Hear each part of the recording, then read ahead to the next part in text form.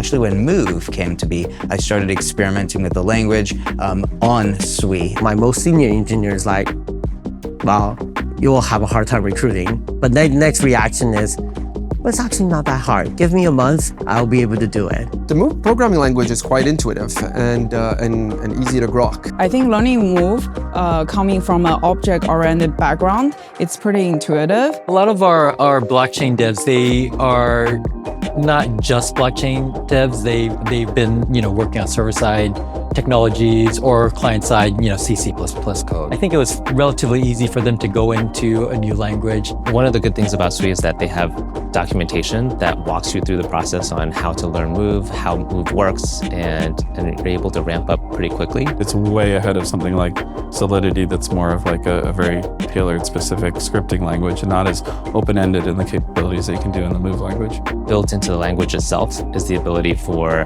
objects to own other objects. Let's say a character that can own a weapon, that can own its own inventory.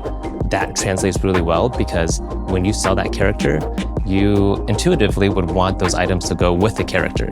Being able to nest those objects to have ownership by other objects is very powerful. Move provides a lot more robustness, I think, from a programming model standpoint. So we realized that it's not impossible to write on EVM, but we realized that Sui give us just so much more upside. When I talked to my engineer team and then they said that this will make it easier, I'm like, all right, I'm convinced, let's do it.